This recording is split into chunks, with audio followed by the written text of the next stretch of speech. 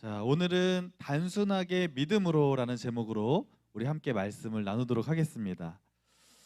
현대 사회에서 사람들이 가장 많이 겪고 있는 큰 어려움 중에 하나가 어, 쉽게 어떤 것을 결정하지 못한다고 하는 것입니다. 그래서 인생을 우리가 살 때 선택할 것이 얼마나 많이 있나요? 굉장히 많은 선택을 해야 되는데 뭔가를 선택하는데 큰 어려움을 겪는 것을 우리는 뭐라고 말하냐면 결정장애 혹은 햄릿 증후군이라 이렇게 얘기를 합니다. 그래서 내가 무엇을 해야 할지 결정하지 못하는 증상. 나는 뭐 결정할 때 진짜 나도 결정장애 있어야 하는 분들 한번 손들어 보실까요? 난 진짜 결정장애 잘 못해요. 예, 몇몇 분들이 보이는데 그렇습니다.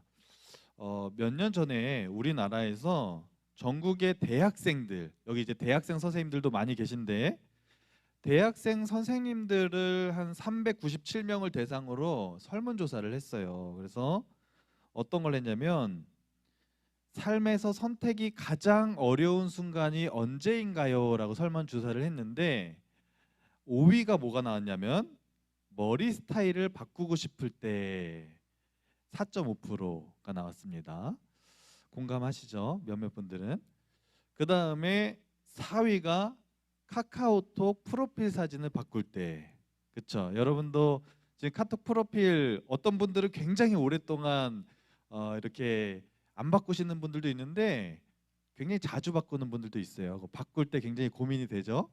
그 다음에 건너뛰어서 2위가 뭐냐면 옷을 살 때 어떤 거를 사야 될지. 아무래도 대학생들이다 보니까 옷에 관심이 많겠죠. 그래서 옷을 살 때 정말 고민 선택하기가 어렵다. 18.9%. 자, 아직 1위 띄워주지 마시고 1위가 굉장히 압도적으로 많이 나왔습니다.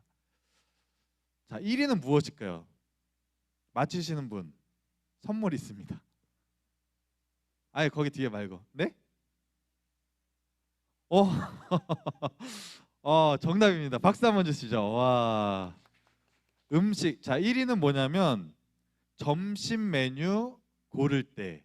음식 메뉴인데 점심 특별히 점심 먹을 때 뭐 먹어야 될지 잘 모르겠다. 51.4%가 압도적으로 많이 나왔습니다. 그래서 여러분도 점심 드실 때 고민이 되죠. 우리 또 중고등 학생분들은 또 급식을 먹기 때문에 별로 고민이 없겠지만 대학생들이나 또 사회생활, 직장생활 하시는 분들은 진짜 점심 먹을 때 뭐 먹어야 될지 고민할 경우가 많이 있다고 하는 것입니다. 이번 주에도 제가 2명의 학생들과 같이 신방을 하면서 같이 밥을 먹었는데 식당에 갔어요. 근데 한 학생은 정말 3초 만에 전 이거요라고 명확하게 얘기를 하는데 한 학생은 뭐 먹지? 갑자기 불안증이 막 손을 떠는 거예요. 이거 뭐 먹지? 뭐 먹지? 막 이러면서 계속 고민을 하는 거예요. 그러면서 목사님 저 모르겠어요. 그러면서 끝까지 결정을 못 하는 거예요. 저 결정장애 있어요. 이러면서 자기 어려움을 토로하는 거예요. 그래서 너 이거 먹어라라고 제가 메뉴를 정해줘서 같이 이렇게 먹었던 기억이 납니다. 그러니까 점심 메뉴 고를 때 참 고민이 많이 된다라는 것이 공감이 많이 되고요. 자, 그런데 선택하는 과정에서 왜 결정을 잘 하지 못하나요?라고 다시 한번 설문조사를 했는데 가장 많이 대답한 것이 뭐냐면 원하는 것이 많기 때문에 결정을 잘 못한다 이렇게 얘기를 하는 거예요. 여러분 점심에 밖에 나가면 먹을 수 있는 것들이 얼마나 많이 있나요? 옛날에 비해서 메뉴가 다양해지다 보니까 너무 많기 때문에 결정하기 어렵다라는 의견이 있었고 또 하나는 다른 사람들을 배려하기 때문에 결정하기 어렵다 이런 응답이 두 번째로 많았습니다.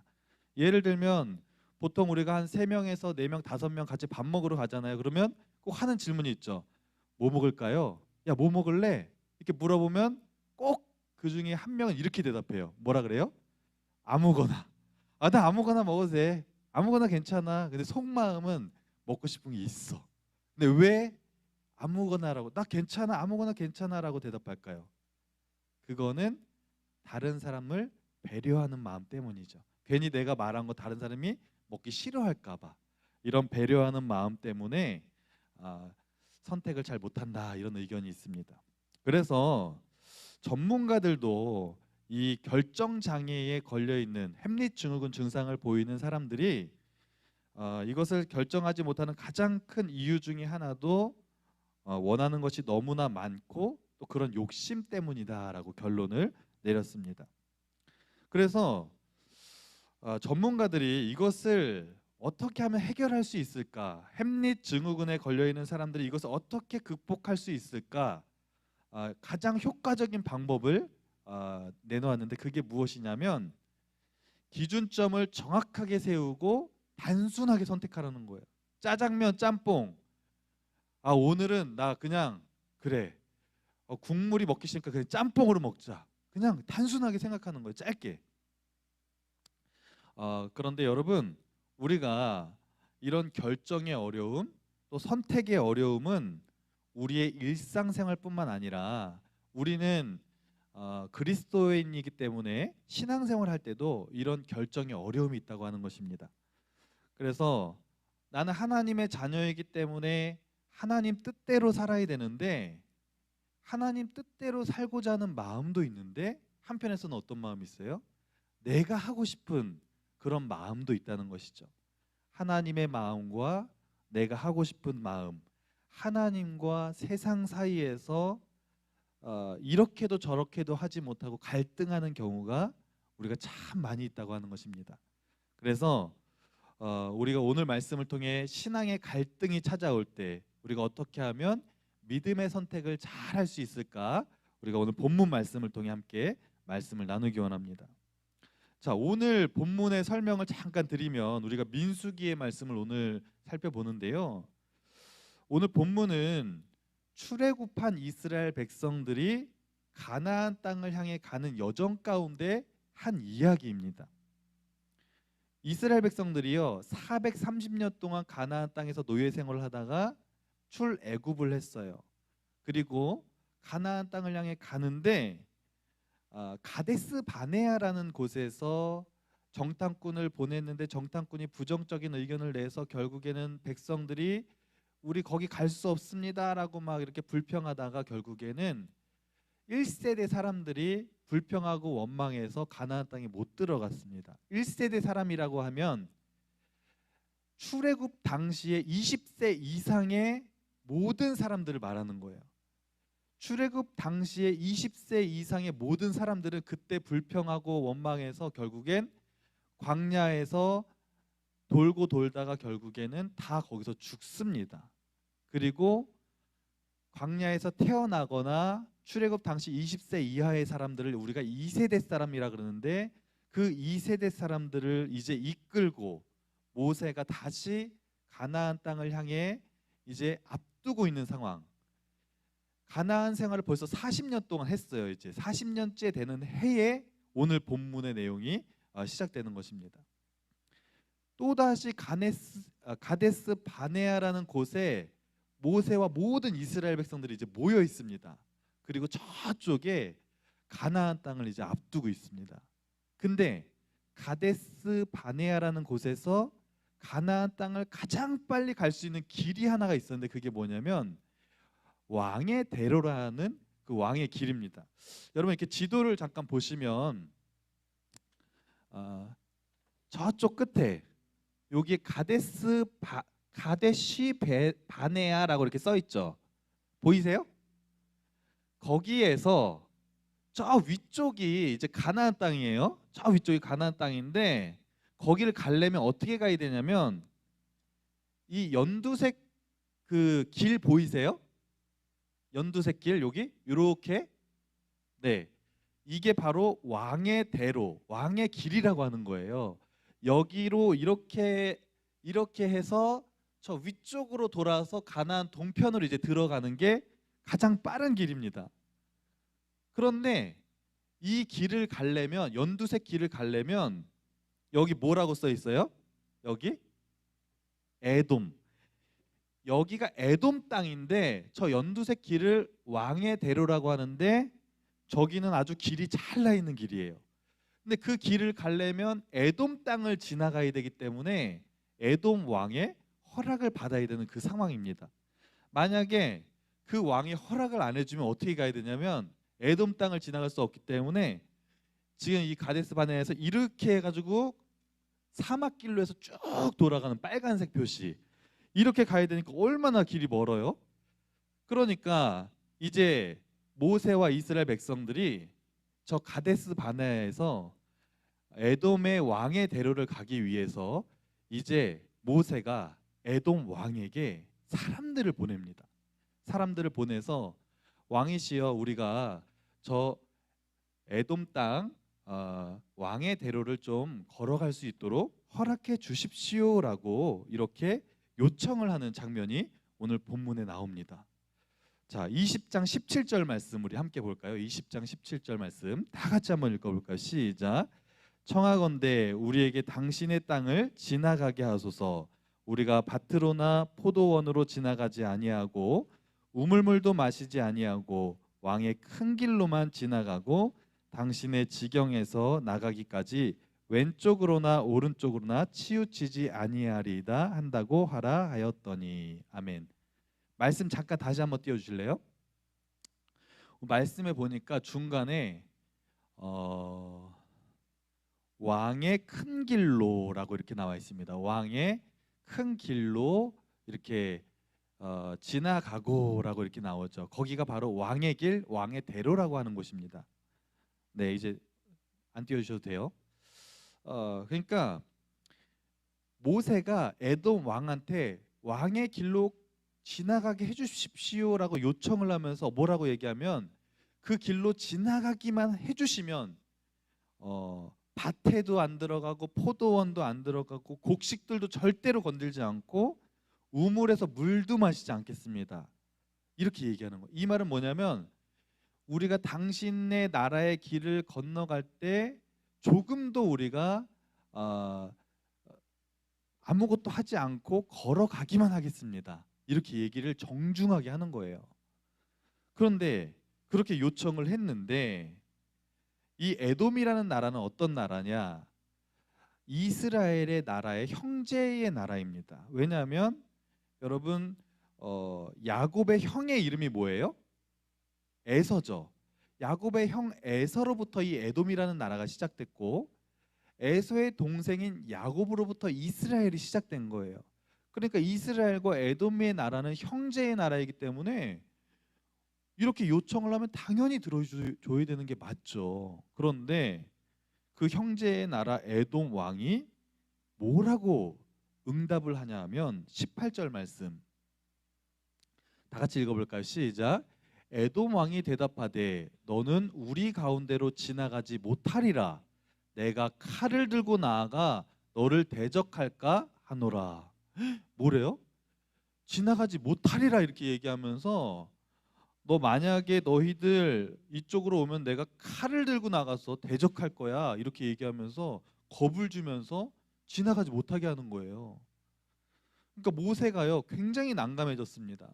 왜냐하면 저 왕의 대로의 길로 가지 않으면 광야길로 삥 돌아가야 되는데 이 광야라는 곳은요 굉장히 덥고 밤에는 사나운 짐승들도 나타나고 여러 가지 너무 오랜 시간이 걸리고 어려움이 많습니다. 근데 이 2세대 사람들 지금 이스라엘 백성들은요 건강한 장정들만 있는 것이 아니라 노인들도 있고 아주 어린 아이들도 있는 거예요. 그러니까 그런 무리가 광야길을 걷는다는 건 정말 어려운 거죠. 그래서 모세는 꼭 그 왕의 길을 가고 싶은데 거절을 하니까 어떻게 했을까요? 다시 한번 정중하게 다시 요청을 합니다.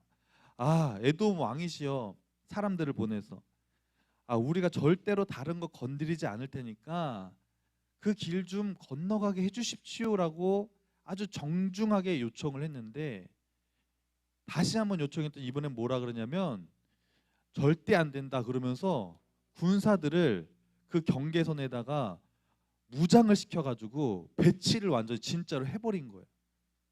그러니까 모세가 얼마나 난감하겠습니까?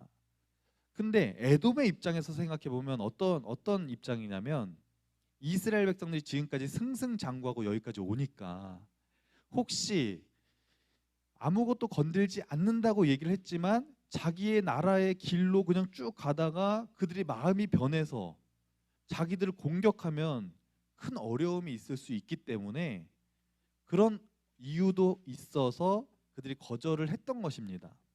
근데 이스라엘 입장에서 보면 아니 형제의 나라인데 아니 길 한 번 건너게 하는 거 그거 뭐가 어렵다고 왜 이렇게 안 들어주는 거야 그러면서 화가 나죠. 굉장히 난감하고 마음이 어려워지는 그런 상황입니다. 그래서 이스라엘과 모세의 입장에서는 화가 나고 욱하기 때문에 어떻게 할 수 있었냐? 우리의 요구를 안 들어줘? 그러면 우리 한번 싸우자 그러면서 전쟁을 할 수도 있는 상황이에요. 가나 광야길을 그렇게 삥 돌아서 힘겹게 가느니 전쟁을 해서 우리가 그 왕의 대로를 지나가자 이렇게 할 수도 있었어요. 왜냐하면 에돔이라는 나라의 군사력과 그 당시 이스라엘의 군사력은요, 물론 무기나 여러 가지 병력 면에서는 기술적인 면에서도 에돔 나라가 더 월등할 수 있었지만 숫자적인 면에서 상대가 안 됐어요. 이스라엘이 훨씬 많습니다. 그리고 이스라엘은 누가 함께 하셔요? 하나님이 함께 하시는 민족이기 때문에 전쟁을 하면 이스라엘이 충분히 이길 수 있습니다. 그래서 에돔 왕이 말을 안 들어준다고 해서 포기하는 것이 아니라 전쟁을 해서 그냥 왕의 대로로 갈 수도 있는 상황입니다. 그런 상황 속에서 모세가 어떤 결정을 내렸을까요? 우리 20장 21절 또 다 같이 한번 읽어볼까요? 시작. 에돔 왕이 이같이 이스라엘이 그의 영토로 지나감을 용납하지 아니하므로 이스라엘이 그들에게서 돌이키니라. 이스라엘이 그들에게서 어떻게 한다고요? 돌이키니라. 이 말은 우회해서 가기로 다시 결정을 했다는 것입니다. 싸우지 않고 그냥 광야길로 어렵게 가기로 선택을 했다는 것입니다. 왜 그랬을까요? 왜 모세는 싸우지 않고 자기의 생각대로 하지 아니하고 우회하는 길을 선택했을까요? 그 이유는 싸우는 것이 하나님의 뜻이 아니었기 때문입니다. 하나님이 에돔과 절대로 싸우지 말라고 말씀하셨어요. 그래서 모세는 하나님의 말씀 앞에 자신의 의지를 다 내려놓고 광야길을 선택한 것입니다. 그리고 이런 선택을 딱 했을 때 오늘의 본문이 정확하게 시작되고 있습니다. 자, 21장 1절 말씀 제가 읽어드리겠습니다. 네겝에 거주하는 가나안 사람 곧 아랏의 왕이 이스라엘이 아다림 길로 온다함을 듣고 이스라엘을 쳐서 그중 몇 사람을 사로잡은지라. 자, 이제 이스라엘 백성들이 광야길로 삥 돌아서 가나안 땅을 가기로 선택을 했는데 어떤 일이 벌어지자면 하나님이 에돔과 싸우지 말라 그래서 분명히 하나님의 뜻대로 순종했는데 그러면 형통한 길로 하나님이 인도해 주셔야 되는데 너무 더 어려운 상황이 발생하는 거예요. 뭐냐면 가나안의 소국이었던 아랏의 왕이요. 이스라엘 백성들이 가나안 땅을 지나간다는 얘기를 듣고 군사들을 파견해 가지고 이스라엘 백성들이 길을 가고 있는데 몇몇의 백성들을 포로로 잡아간 거예요. 그러니까 이스라엘 백성들이 깜짝 놀란 거예요. 아니 우리가 어떻게 하나님 말씀에 순종했는데 우리에게 이런 일이 벌어진 거야. 자기의 가족들이 막 잡혀갔으니까 얼마나 슬프겠습니까? 그때 이스라엘 백성들이 너무나 큰 위기 앞에서 황당한 일 앞에서 어떻게 반응하냐 하면 2절 말씀 제가 읽어드리겠습니다. 이스라엘이 여호와께 서원하여 이르되 주께서 만일 이 백성을 내 손에 넘기시면 내가 그들의 성읍을 다 멸하리이다. 그 절체절명의 위기 앞에서 이스라엘 백성들이요 다른 것 하지 않고 하나님 앞에 기도하기 시작합니다. 하나님, 저 아랏의 나라를 싸울 수 있도록 허락해 주십시오. 이렇게 하나님 앞에 기도합니다. 그랬더니 하나님께서 그것을 허락해 주셨어요. 그래, 그들과 싸워라. 이렇게 허락해 주셨고 하나님의 말씀에 순종해서 싸웠더니 이스라엘이 그 전쟁에서 대승을 거두게 되었습니다. 여러분, 왜 하나님께서는 이스라엘 백성들이 기도한 그 기도에 바로 즉시 응답해 주셨을까요? 그것은 이스라엘 백성들이 그 위기 상황에서 다른 거 계산하지 않고 단순하게 믿음으로 하나님을 바라보았기 때문입니다. 여러분, 우리도 신앙생활 하다 보면 큰 위기의 순간이 우리에게 찾아올 때가 있습니다. 우리의 가정의 위기가 올 때도 있고, 내 개인의 위기가 올 때도 있고, 내 직장에 위기가 찾아올 때도 있습니다. 근데 그때 우리는 어떻게 하나요? 위기가 오고 어려움이 오면 일반적으로 어떻게 해요? 그 위기를 모면하기 위해서 우리는요, 수많은 생각을 하면서 인간적인 계산을 합니다. 아, 재정의 위기가 왔으니까 이거 어떻게 해서 대출을 좀 받을까? 누구한테 돈을 좀 빌릴까? 아, 사람들과의 관계가 지금 굉장히 끊어졌는데 이거 어떻게 회복을 해야 되지? 친구를 통해서 조금 좀 회복해 도와달라고 얘기를 할까? 이런 식으로 계산을 합니다. 그러나 우리 믿음의 사람들은요, 이런 위기가 왔을 때요, 계산하면 안 됩니다. 계산하지 않고 모세가 위기 앞에서 하나님 앞에 어떻게 할까요? 기도했던 것처럼 그 위기의 순간 앞에서 우리는요, 단순하게 하나님 앞에 기도해야 될 줄로 믿습니다. 여러분, 이 세상은요, 계산자라는 사람이 성공합니다. 그래서 저 사람 만나면 내가 어떤 이익이 있을까? 저 모임에 나가면 나는 어떤 손해를 볼까? 그걸 계산하고요. 모임의 장소도 계산하고 판단하고 나가든지 안 나가든지를 선택합니다. 그리고 그런 것들 잘하는 사람이요, 성공하게 되어 있습니다. 그런데 우리 믿음의 사람은 그것을 계산하지 말아야 됩니다. 하나님은요, 절대로 계산자라는 사람을 통해 역사하시는 것이 아니라 보리떡 5개와 물고기 2마리를 순수하게 예수님께 바쳤던 그 소년처럼 단순하고 순수하게 하나님 앞에 기도하고 하나님만을 바라보는 사람을 통해 역사하신다는 사실을 믿으시기 바랍니다. 말씀을 정리하겠습니다.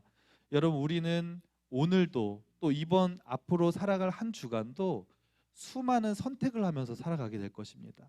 그 선택 속에는 우리의 믿음도 포함이 되어 있을 거예요. 내가 어떻게 믿음을 선택할 수 있을까? 그것은 우리가 세상과 하나님 사이에 갈등하는 그 갈등과 선택 앞에서 여러 가지 계산하지 마시고 그런 선택에 어려움이 있을 때 단순하게 믿음으로 하나님을 바라보심으로 믿음의 선택을 함으로 이번 한 주간도 승리의 삶을 살아가는 우리 모두가 되기를 간절히 소망합니다. 기도하시겠습니다. 하나님, 우리가 인생을 살아갈 때 선택하는 것이 참 어렵지만 모세가 하나님 앞에 기도하는 것을 선택했던 것처럼 우리도 인생에 큰 어려움이 있거나 선택의 어려움이 다가올 때 우리가 많은 것을 생각하고 계산하는 것이 아니라 오직 하나님만을 바라보고 하나님께 믿음의 선택을 해서 승리하는 삶을 살아갈 수 있도록 인도하여 주시옵소서. 이 모든 말씀 예수님의 이름으로 기도합니다. 아멘.